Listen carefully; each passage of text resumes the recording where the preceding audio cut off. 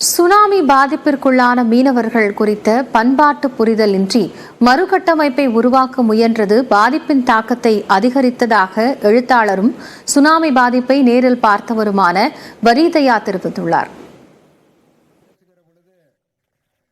அது குஜராத்தில் நடந்திருக்குது, ஒரிசாவில் நடந்திருக்குது. ஒரு பேரிடரில் ஒரு பெரும் சேதம் ஏற்பட்டிருக்கிறது. அது போன்ற அடுத்த ஒரு பேரிடர் வரும்போது அந்த சமூகம் தயார் நிலையில் இருக்குது. இந்த ஒரு விஷயத்தை தமிழ்நாடு எப்படி தவற விட்டிருக்கிறது என்கிற ஒரு கேள்வியை நாம் முன்வைக்க வேண்டியிருக்குது. அது ஒரு அரசுக்கு எதிரான ஒரு கேள்வியாக பார்க்க வேண்டியதில்லை. இதில் மக்களுக்கும் கடமை இருக்குது, பல்வேறு விதமான சிவில் சொசைட்டிக்கும் கடமை இருக்குது. ஒன்று.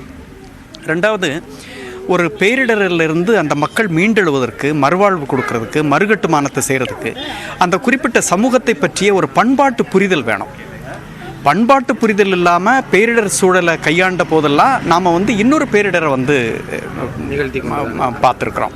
இப்போ உதாரணமாக பேரிடரில் பாதிக்கப்பட்ட மக்களுக்கு தயிர் சாதத்தையோ புளியோதரையோ சாப்பாட்டு பொட்டலமாக மீனவர்களுக்கு கொடுத்தப்போ கருவாட்டு மனம் இல்லாமல் அவங்களால சாப்பிட முடியாது. இப்போ ஒரு சமூகத்தினுடைய வளர்ச்சியும் அதனுடைய எதிர்காலமும் இலக்கியத்தில் அது எப்படி தன்னை பதிவு செய்திருக்கிறது என்பதை பொறுத்து. ஒன்று, அந்த சமூகத்தை பற்றி மற்றவர்கள் அக்கறைப்படவில்லையா என்கிற கேள்வி. ரெண்டாவது, அந்த சமூகம் தன்னையே எழுதி கொள்ளவில்லையா, எழுதி கொள்ள தவறிவிட்டது என்கிற ஒரு கேள்வி. சங்க இலக்கியத்தில் கூட ஒரு 14 புலவர்கள் பாடியிருக்கிறாங்கன்னா அதில் ஒரு 5-6 புலவர்கள் தான் நெய்தல் நிலத்தை சார்ந்தவர்கள். இனிமேல் காலமே பேரிடர் காலமாக தான் இருக்கும்.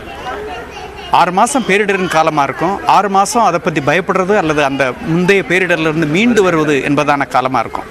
அப்போது அடிப்படையில் எல்லா சமூகத்தையுமே பேரிடரை எதிர்கொள்வதற்கு நாம் தயார்படுத்த வேண்டியிருக்குது. ஒரு இயற்கை சீற்றம் பேரிடராக மாறாமல் இருப்பதற்கு நிலத்தை, நீர் வளத்தை, கடலை, இயற்கையை எப்படி நாம் கையாளணும் அப்படிங்கிறத நம்ம புரிந்து கொள்வதற்கான ஒரு காலம் வந்திருக்கிறது.